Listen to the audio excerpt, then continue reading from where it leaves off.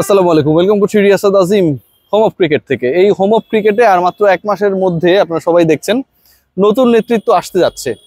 টি-20 innings খেলতে আসা, quick টি-20 innings খেলতে আসা আমিনুল ইসলাম বুলবুল, তিনি কি আবারও প্রেসিডেন্ট হতে চান, ইলেক্টেড প্রেসিডেন্ট হতে চান? এর আগেও ইলেক্টেড হয়েছেন, বাট সেটার মধ্যে অনেক প্লাস মাইনাস, অনেক হিসাব নিকাশ, অনেক দ্বন্দ্ব বিভেদ, অনেক কিছু রয়েছে। Faruk Ahmed, ex BCB president, তিনি আবারও মাথা চারা দিয়ে উঠেছেন। আমাদের প্রিয় ইলিয়াস ভাই তার বিভিন্ন ধরনের ট্রানজেকশনস, প্রতিশ্রুতির অডিও ফাঁস করেছিল কদিন আগে। সেই ফারুক আহমেদ, যাকে অপসারণ করা হয়েছিল বাংলাদেশ ক্রিকেট বোর্ড থেকে তার মিসকন্ডাক্টের কারণে, সেই তিনি রেসে রয়েছেন।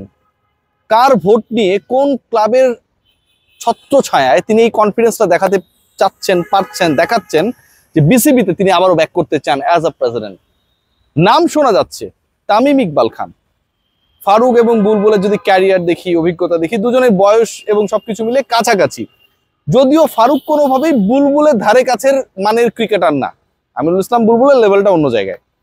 Tamim Iqbal Khan, the youngest candidate, is in a decision যে তিনি প্রেসিডেন্সিয়াল ইলেকশন করবেন কি না। এই যে তিনটা আলোচনা হচ্ছে, আপনার পছন্দের প্রার্থী কে এবং কার অবস্থা কি? আমিনুল ইসলাম বুলবুল সম্পর্কে শুরুতে আলোচনা করতে চাই। বুলবুল ভাই বিসিবি ইলেকশন করছেন ভাই, মোটামুটি নিশ্চিত।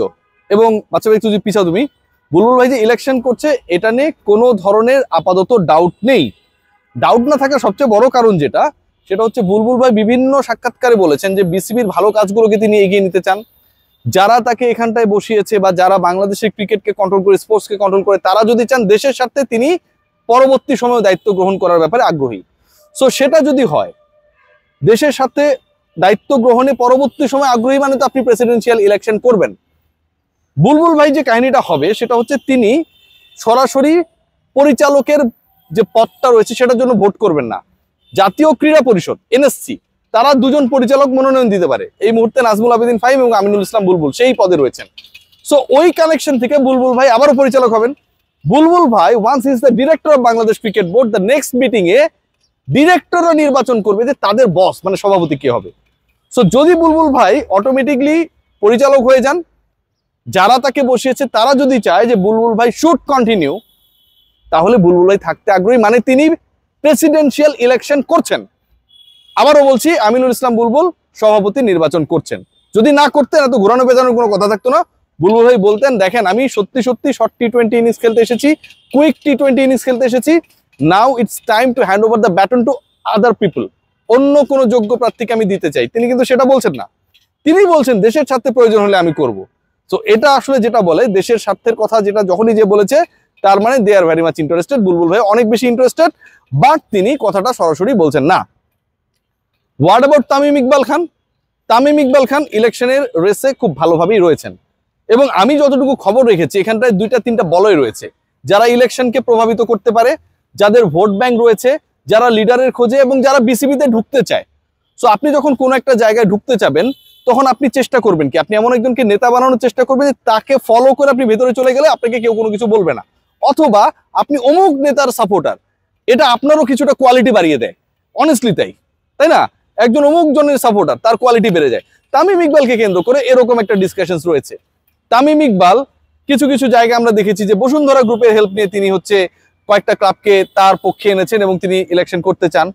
আবার কেউ কেউ বলছেন তামিম ইকবাল খানকে বাংলাদেশের এই মুহূর্তে যেহেতু ক্লাব ক্যাটাগরি থেকে তিনি পরিচালক নির্বাচন করবেন, যতটুকু আমরা হোপফুল, যতগুলো ক্লাব রয়েছে, এই যে 75-76টা কাউন্সিলরশিপ রয়েছে বিসিবিতে ক্লাব ক্যাটাগরিতে, প্রিমিয়ার লিগ থেকে 3rd ডিভিশন পর্যন্ত, সবাই আনকন্ডিশনালি তামিমকে সাপোর্ট করতে চায়। এখন যদি সেটা ঘটে যে ক্লাব ক্যাটাগরিতে তামিম যদি পরিচালকের পদে ইলেকশন করেন, তার বিরোধিতা কেউ করবে না, তামিমকে আমরা সবাই চাই, তাহলে ওই যে ট্যাগলাইনটা দেওয়া হচ্ছে, ট্যাগিংটা দেওয়া হচ্ছে, that Tamim Iqbal is convincing a particular group to have some councillorship and votes, এটা টোটালি রং। আমার যতটুকু তামিমের কাছের লোকজনের সাথে কথা হয়েছে, তামিম ইকবাল এরকম কোনো ধরনের ওপেন প্যানেলের মধ্যে নাই, অনেস্টলি নাই, এটা আমি বলছি। এবং তামিম ইকবাল হোপফুলি যখন অ্যাভেলেবেল হবেন ইলেকশনের ফিল্ডে তিনি বলবেন। যেই ধাঁধাটা ভেঙে দিতে চাই, তামিম ইকবাল ইলেকশন করছেন, তামিম ইকবাল বোর্ড ইলেকশন করছেন। বাংলাদেশ ক্রিকেট বোর্ডে যে ইলেকশন হচ্ছে সেটাতে তিনি ক্যাটাগরি বি থেকে ইলেকশন করছেন, ক্লাব ক্যাটাগরি থেকে তিনি ইলেকশন করছেন, যেখানটা 12 জন ডিরেক্টর ঢাকার বিভিন্ন ক্লাব পরিচালনার সাথে যারা জড়িত, অথবা ঢাকার বিভিন্ন ক্লাবের ৭৬ জন কাউন্সিলর যেই ১২ জনকে ডিরেক্টর হিসেবে এখানটায় পাঠাবে তাদের একজন তিনি হতে চান, one of those 12। Tamim Iqbal এখানটায় কি আপনাদের মনে হয় যে পরিচালক হওয়ার জন্য আসতে চান? তামিম ইকবালের ডিজায়ার হচ্ছে বাংলাদেশ ক্রিকেট বোর্ডের পরিচালক হওয়া। এটা যদি তামিম ইকবাল হইতে চান, এটা তো কোনো সমস্যা না, এমনিতেই হইতে পারবেন। তামিম কেন, মুশফিক মাহমুদুল্লাহ যদি এখন বলে যে আমরা বিসিবিতে ঢুকতে চাই, অনেকে অনেক বিরোধিতা করতে পারে, বাট ডেফিনেটলি তারা এখানটায় ঢুকে যাবে, এবং সেটা নিয়ে কোনো ডাউট নেই। তামিম ইকবাল, আমি যতটুকু বুঝি যে Tamim Iqbal want to be the president of Bangladesh cricket board to serve it intensively. তিনি ইন্টেন্সিভলি বিসিবিতে কাজ করার জন্য ইলেকশন করতে চান, এবং সেই ইলেকশনের প্রথম ধাপ যেটা, সেটা হচ্ছে আপনাকে পরিচালক হতে হবে, এন্ড দেন ওই 25 জন পরিচালক নির্বাচন করবে whether you are proper candidate to be the president or not। Tamim ইকবালও প্রেসিডেন্ট হতে চায়, এবং প্রেসিডেন্ট হবার জন্যই পরিচালনা পর্ষদের ইলেকশনকে কেন্দ্র করে তামিমকে নিয়ে যেসব আলোচনা হচ্ছে সেই আলোচনাগুলো চলছে। যদি এটা হয়, তার মানে আপকামিং ইলেকশনে আমরা একটা বিশাল ব্যাটেল দেখতে পাবো বিটুইন তামিম এন্ড বুলবুল, মুখোমুখি। বাংলাদেশের টেস্ট ক্রিকেটের, বাংলাদেশের ক্রিকেট হিস্ট্রি দুটো খুব গুরুত্বপূর্ণ নাম।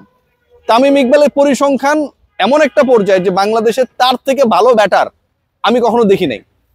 আবার আমাদের যখন শুরুর সময়টা ছিল, তখন আমিনুল ইসলাম বুলবুল অন্য পর্যায়ের, প্রথম বিশ্বকাপ ক্যাপ্টেন, প্রথম টেস্ট সেঞ্চুরিয়ান, এই যে অনেকগুলো প্রথমের সাথে আমিনুল ইসলাম বুলবুল, আইসিসিতে কাজ করার অভিজ্ঞতা, এগুলো তাকে একটা জায়গায় রেখেছে। তামিম ইকবাল তাকে সবচেয়ে বেশি ফেভারেবল জায়গায় রেখেছে কি জানেন? Tamim Iqbal is a character যিনি একদম আধুনিক ক্রিকেটের সাথে সম্পৃক্ত ছিলেন। এই ধরেন 1 বছর আগে বিপিএল খেলেছেন, চ্যাম্পিয়ন করেছেন দলকে। 1.5 বছর 2 বছর আগে তিনি ইন্টারন্যাশনাল ক্রিকেট খেলেছেন। বাংলাদেশ দলে ক্রিকেটাররা যেসব নিয়ে সাফার করে, বাংলাদেশ দল যেইগুলো কারণে আসলে ভালো করতে পারে না, পারফর্ম করতে পারে না, সে কারণেই তো প্রত্যেকটার এক্সপেরিয়েন্সড পার্সন হচ্ছে one and only Tamim Iqbal. Bulbul ভাইয়ের এক্সপেরিয়েন্স অনেক, আইসিসি চালিয়েছেন, বাট বাংলাদেশের ক্রিকেটের বাস্তবতায় তামিম ইকবাল নিজে যেটা ফেস করেছেন, একই জিনিস প্রত্যেকটা ক্রিকেটার ফেস করেন।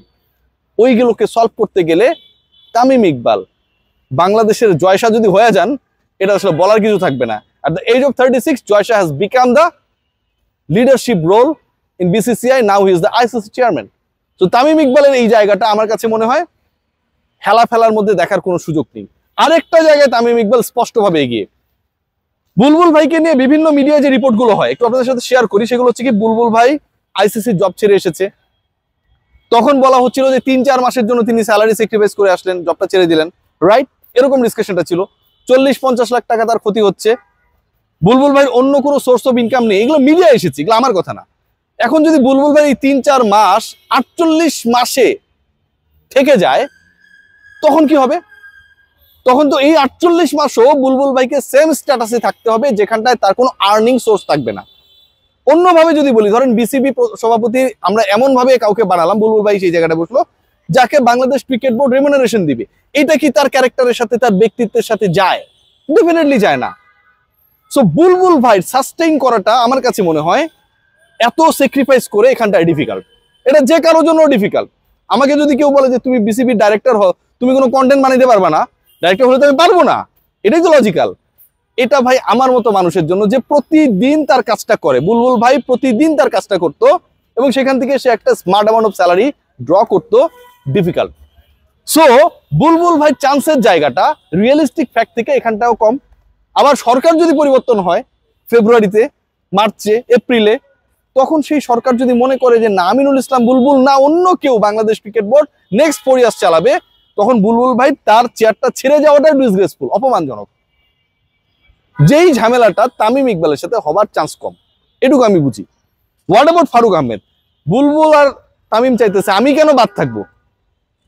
এই জায়গায় বিশ্বাস করেন, এই চেয়ারের জন্য তামিম বা বুলবুলের যতটুকু ইচ্ছা বসার, চেষ্টা বসার, ইন্টেনশন বসার, তার থেকে ফারুক আহমেদের ইন্টেনশন হচ্ছে 1000 গুণ বেশি। যেসব জায়গায় যায় সব জায়গায় তিনি থাকতে কি করেছিলেন এগুলো বলেন।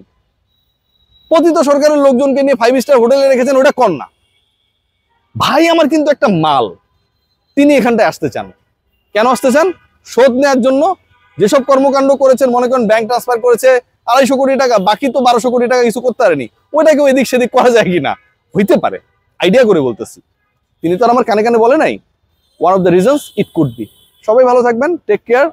Let's see who is going to be the president of Bangladesh cricket board.